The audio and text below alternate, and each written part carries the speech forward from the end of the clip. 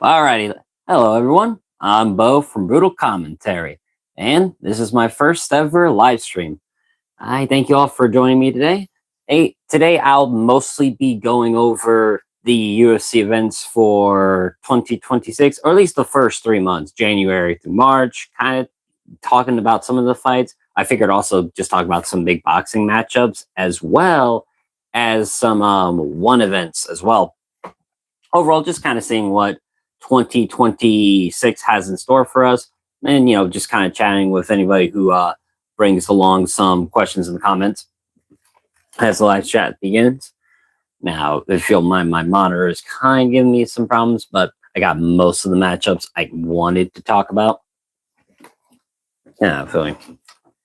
But without further ado, excuse me. Let's start talking.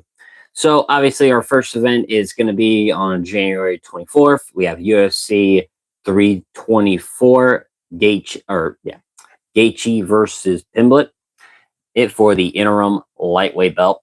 That is going to be a very, very fun fight. Now, obviously, when I made my video on Arman Tsarukyan when I made my video reacting to when I made my reaction video to the fight announcements that were a few months ago for both UFC 324 and UFC 325, I obviously wasn't the biggest fan of Arman not being a part of this interim title fight. I did think he was number one contender. And while, I understand that Ilya has some personal problems that he has to deal with and that he can't do his duties as a champion to defend his belt. So I understand why we have an interim belt. Again, I do agree that it should have been Arman versus Gaethje or Arman versus Paddy, not Gaethje and Pimblett fighting each other. Unfortunately, it is what it is. So is going to have to deal with it, unfortunately.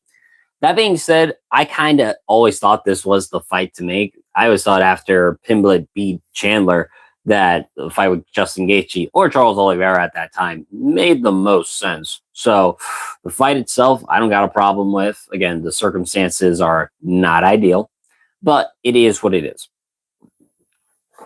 Fair enough. Now, in terms of how the fight's going to go, obviously I'll go more in depth on my prediction the week of the fight. But I would definitely say I'm leaning more towards Paddy Pimblett, simply due to the fact that one, he's younger. Two, Gaethje has never had the best submission defense. Obviously, getting submitted by Charles Oliveira and Khabib are, he's not getting submitted by chumps. Let's say it like that. But for sure, I would think Paddy, if he gets Gaethje down, he will submit him with a quickness. That is honestly what I'm leaning towards right now. But of course, we'll have to see how the fight goes because, Paddy's got a really good chin. But I tell you what, man, if Gaethje touches that chin a few times, he could knock Paddy out. I mean, we saw what he did to Tony Ferguson years ago. And while you could argue Chandler hits harder than Gaethje, that's fair enough. Gaethje hits you enough times, I don't care how good that chin is, you are going to sleep. Honestly, though, I'd say my favorite fight / the hardest fight that's going to be for me to predict on this card, it's actually going to be the co-main event, Kayla Harrison versus Amanda Nunes.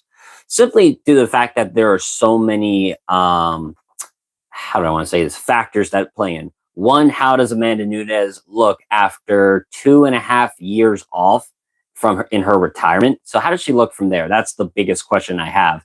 And then, of course, the Kayla Harrison weight cuts, because she kills herself to make the weight, and it's terrifying to watch her on those scales, dude. I feel so bad. This is what I do think. I do think no matter who wins, I think both should retire. That's honestly my opinion, because who's left for after either one of them wins? Like, let's be real. Who's really next? I mean, besides Norma Dumont. Shut up. Oh, sure.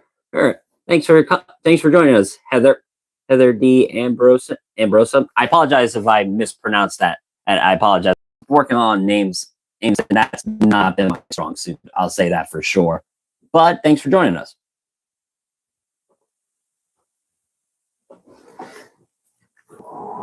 Hi, Bill Rush 2.0. Gaethje versus Nate Chin and doesn't break, in my opinion. You know, that's fair, but remember that Nate got pretty rocked against Josh Thompson with that head kick. No, I granted that was years ago, but it has shown Nate's been cracked too. But I definitely see where you're coming from. Yeah, I'm pretty good. Heather, thank you for asking. Thanks for everyone for joining us today. Oh, wow, that's pretty cool. But back to where I was. Like I said, I do think Nunes versus Harrison is the toughest match to predict. Like I said, Nunes coming back from retirement, Harrison with the weight cuts. Again, I hate seeing it. And then you got to think like the physicality of both these girls, because both these fighters have fought in bantamweight and featherweight, and I think they're better featherweights. But boy, it's shocking to me how Harrison still looks bigger than Nunes. I love WWE. How about you? I watched some of it more when I was younger.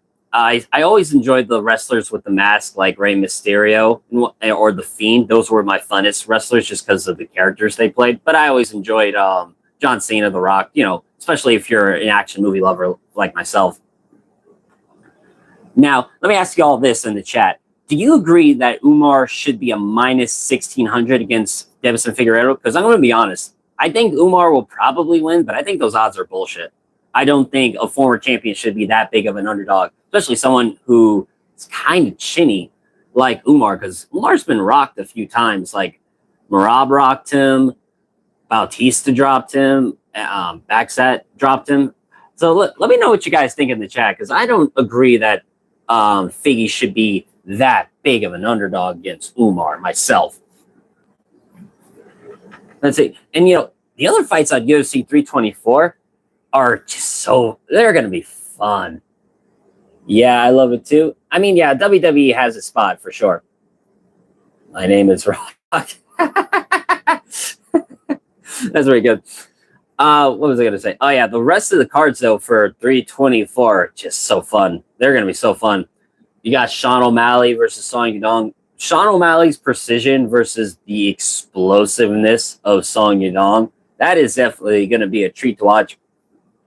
It'll be interesting, too, because, you know, O'Malley hasn't hit that hard of a hitter since Yan, and Yan did crack O'Malley. I mean, he didn't drop him per se, and O'Malley showed he had a chin, but I do wonder how well he could take some of Song Yadong's punches for sure. Then you got Derek Lewis versus Waldo Cortez Acosta. I mean, I love D-Lude. I want him to win so badly. Could he get the knockout? That's a possibility. But, man, Waldo has been nothing but entertainment in this heavyweight division. And for me, I mean, fighting consistently, getting better. I mean, I can't really think of that many heavyweights who get better. They're like Waldo, and consistently at that, too. And then this one is my sleeper of the card. Arnold Allen versus João Silva. I mean, Almighty versus Lord. You can't get better than that when it comes to nicknames. That's for sure. It'll be fun. Man, that's going to be such a fun fight. That is my sleeper of the card. I just wonder why Arnold Allen does not fight that often. You know what I mean? That's my biggest question. That's the biggest question I seemingly have for myself, because he's a good fighter. He beat Giga not too long ago. I mean, or like 2 years ago at this point, or yeah, July of 2023, or sorry, 2024. That's the biggest question I have for myself, is like, why does Arnold Allen not fight so much? But still, him versus João Silva, that's going to be so much fun. Then I said Umar versus Figgy. I don't agree with these odds whatsoever, man. Minus 1,600 for Umar. I mean, Jesus, I know he's favored to win, and, you know, he probably should, but to think he's just going to run right through Figgy, no problem, that's a tough pill for me to swallow with that. So, though, like I say, like I asked in the chat, do you agree with those odds for Figgy, or sorry, Umar being a minus 1,600? Do you agree with those odds, chat? Let me know. And then some of the other fights on this card, like Nikita Krylov, Modestas Bukauskas, that's going to be awesome. Abate Gutier versus Andre Pelayev. More so just another step up for Gutier, I believe. Alex Perez versus Charles Johnson. I mean, I am a rider of Charles Johnson. I believe in the guy's skill set. I mean, damn, he's the only one so far to beat Joshua Van in the UFC and beat Loner Kavanaugh. He's doing something right with his skill sets. And then some of the rest of this card, like this one, Natalia Silva versus Rose Namajunas, that should be a very fun fight. Both of these girls are very, very quick. I think Silva has better footwork overall, better range striking. But overall, though, I think Natalia Silva is just on a hot streak, and I do think she's going to climb up these ranks. But, I think I'm talking about enough about my opinions on this card. I want to talk about some of the other cards that we're going to get in 2026 for the UFC as well. Because there are some actually, I think all of 2026 is going to be awesome, to be honest with you. I have a hard time complaining about this. So for like UFC 325, obviously, I'm not the biggest fan of Volk versus Lopez 2 either. I definitely thought it should have been Evloev or Murphy. But I'll give Lopez this. At least he admitted he was shocked that he got this title shot in. At the end of the day, what's the man going to do? Say no? I can't fault Lopez for saying yes to this. I mean, why should I? Hey, but by God, these are some excellent fights on this card. I mean, Dan Hooker versus Benoit Saint-Denis. That is a just bleed matchup if ever I've seen one, because I don't think both of these guys care about their health whatsoever. And if I'm being real here, I feel like Benoit's taken just as much damage as Dan Hooker, yet he somehow fought less in the UFC. And then, Marcinho Hufi versus Rafael Fiziev. That's a fun fight, ladies and gentlemen. That's striker's delight right there. I'm curious, if any of you have any like early predictions in the chat or like want to tell me how these fight goes, please let me know. Because some of these other fights, they're pretty fun too for me. I love Quinlan Salkild. He is a prospect to watch for me. I've been very high on him since his debut against Anshel Jubli. And I was especially excited when I picked him to beat Nasrat Haqparast. And I think he's going to kill Jimmy Mullarkey. That sanctioned murder, I thought he was going to beat Ron Zhu, and I definitely think he's going to knock out Jimmy Mullarkey. I somehow think that's sanctioned murder on that one. Then you also got like Tai Tuivasa, Taliesin Teixeira. Should be fun. I definitely think to myself, how is Tai Tuivasa even in the top 10, or sorry, top 15, let alone top 10 if he's on a 5-fight skid. While Taliesin Teixeira, a bit of a redemption after the loss to Derek Lewis. So I definitely see knockout for sure. Plus Jimmy Crute versus Dustin Jacoby. That should be fun. Both guys are riding nice little win streaks. Both 2 finishes on both sides too. Mullarkey, 2 submissions against Marcin Prachnio and Ivan Urslan. And for Jacoby, 2 vicious knockouts of Vitor Petrino and Bruno Lopez. Then you kind of look at some of the fight nights we got though. I'll say this, the first fight night, I'm not happy that it's in the Apex. Figure this new deal, we'd be out of there even more. But I can't complain about that main event. Mario Bautista versus Vinicius Oliveira. That's a fun fight. That's going to be a fun fight. Especially considering how good Bautista did against Umar, and then how the rise of Vinicius Oliveira from beating, Bernardo Sopai, Ricky Simone, Saeed Nurmagomedov, and Kyler Phillips. The rise of Vinicius Oliveira is definitely been a treat. So to see him get this big test against Bautista is going to be a fun fight. I do favor Bautista, to be honest, because I simply think he has a better gas tank. But, we'll see on that. And honestly, some of the fights on that card are not bad. Like Amir Albazi versus Kyoji Horiguchi. That's a great co-main event. I wish it was in an arena, but I'm glad that Horiguchi is, what's the word I'm looking for here? Making a pretty quick turnabout. He only fought in November. Now he's going to fight in February. So seeing him fight frequently, I'm very happy about, because I want to see him fight for the belt. I want to see him versus like Van, or we'll see what that whole mess with the title shot, right? Van versus either Kopp or Tatsuro Taira. One of the two. Also, that UFC Houston card, that's the fight night I'm looking forward to the most, at least in February, because I'm very high on Fluffy Hernandez. I think he is dark horse of the middleweight division. I think he's going to beat the shit out of Sean Strickland, to be honest. I do not think Strickland just jabbing and teeping is going to beat Fluffy. I think Fluffy's going to drown him. But we're going to see for sure. I'm like I said, very high on Fluffy. And honestly, I could be wrong. I could be overselling it, but I do think he is the guy to beat Hamzat. I'm being honest here. I just think, that gas tank of Fluffy has got the jiu-jitsu to fight off Hamzat's wrestling. And I do think as the fight goes on, that is usually Fluffy's piece to win. So I definitely think if you're giving me who in the middleweight division I think could beat Hamzat, I definitely think it could be Fluffy for sure. Then you also got that Fight Night in New Mexico, Brandon Moreno versus Asuel Mabayev. Pretty glad that Moreno is not going to take too long of a turnabout. I'm sure he wants to get a win back after what I did think was probably early stoppage against Tetsuro Taira. But at least I'm glad Moreno is looking to get a quick fight back.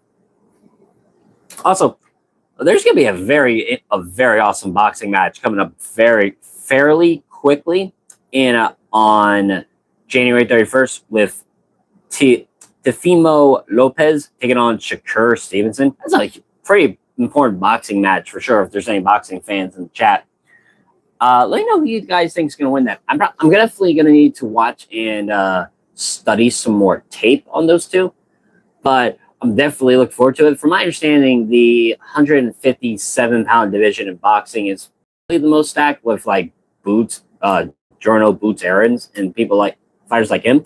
So this is like the division to watch for sure.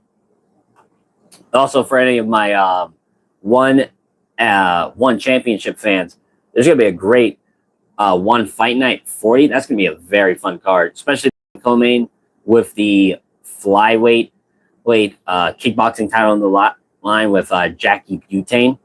She's a very fun fighter to watch. That co-main event though for the interim featherweight Muay Thai title between Shadow and Nico Corley. That's going to be awesome. I mean, the nickname alone, the King of the North versus Shadow, you can't really go wrong with that. Then unfortunately, I don't have much confirmation in some of the other cards in March. Obviously, we know UFC 326, Holloway versus Oliveira 2, that for the BMF belt. Yeah, I got to say, though, I know that not many people are the biggest fan of the BMF belt because it is kind of a gimmick, but that gimmick has been giving me nothing but stellar fights to look forward to, from Gaethje Poirier 2, Gaethje versus Holloway, and now the Holloway Poirier 3, and now Holloway versus Oliveira 2. I mean, say what you want about it. I know it's a gimmick, but dude, that gimmick is fun. And at least it's fighters who are BMFs. Take what you want with Jorge Masvidal and Nate Diaz. They are bad motherfuckers, but BMF, the baddest motherfuckers in the game? Nah. I definitely think it's with Holloway for sure. That being said, a lot of rematches on that card, though. I'll say that for sure. Like the rematch between Renato Moicano and Brian Ortega. Now, originally supposed to have Paulo Costa versus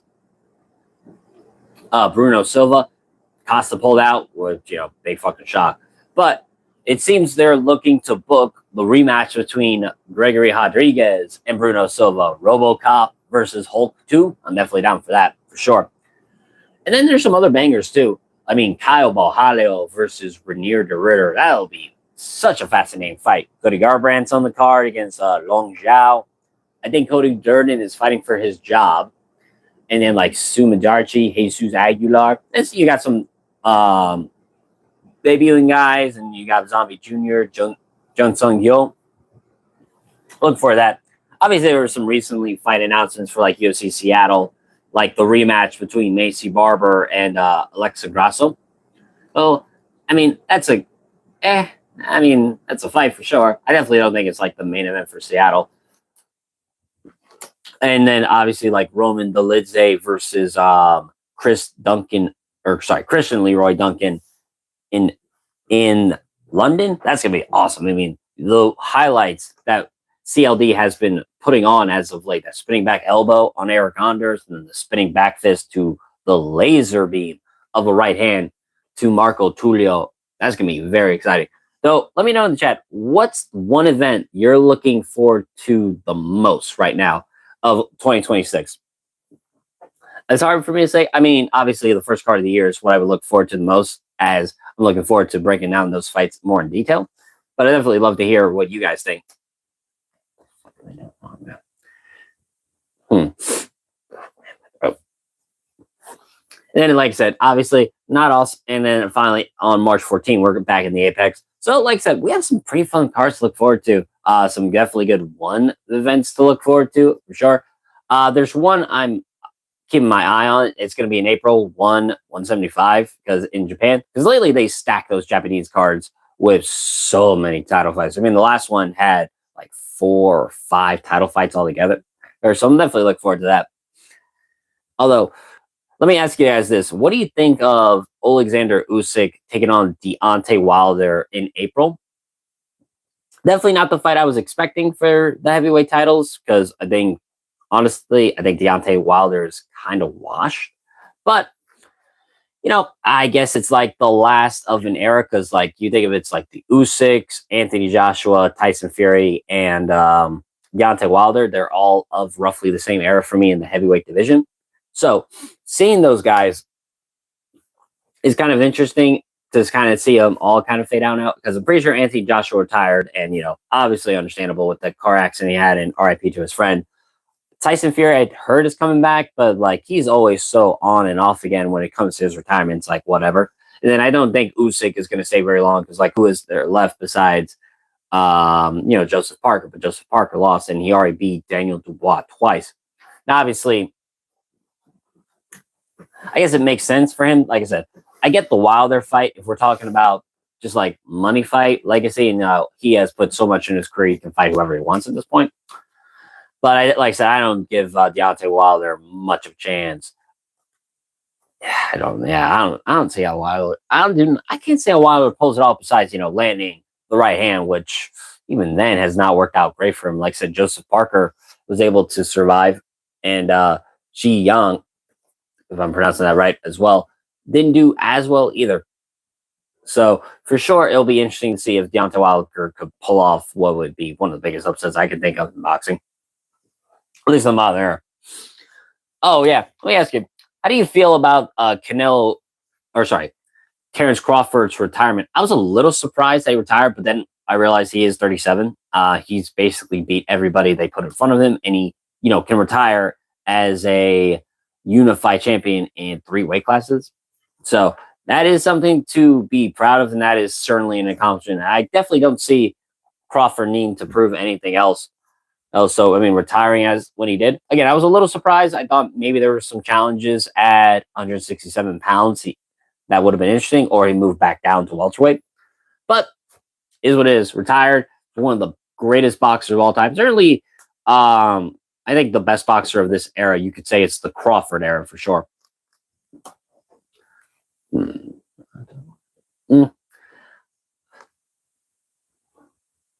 I'm trying to think of what other topic was there to talk about, because I think I've talked about most of the big boxing matches that are coming up. There's one. I believe it's set for February with Ryan Garcia versus Mario Barrios. Have you seen Ryan Garcia on like Instagram? He is looking jacked as of recent. Obviously, I don't know if he's back on the sauce, but boy, he looks big. He looks bigger than I've ever seen him. Granted, he is getting older, so his frame will fill out. But I'm curious to see how he'll do against Mario Barrios for sure.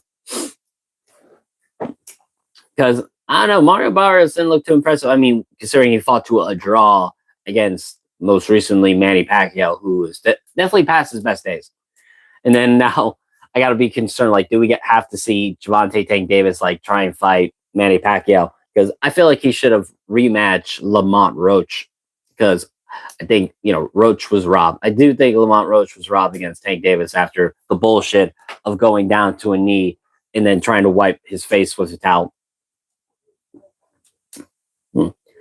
But I think that's all the topics I got to talk about today. I thank you all for joining me for this little live stream I did. Again, this was also more of a test run, kind of seeing what I can do to improve, what I can do to increase viewership, and in general, just also kind of just try and talk to some of my not fans, subscribers, non-subscribers, and overall just have fun talking about some of the upcoming fights to look forward to.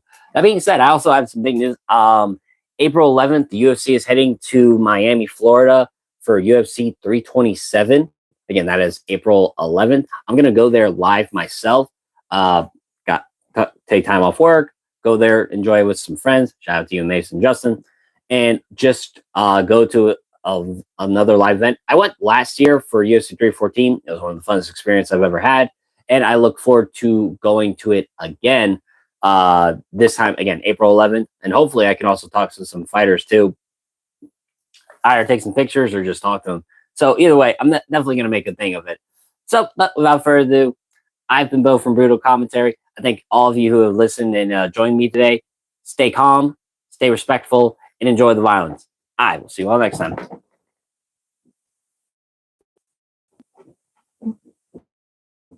Man.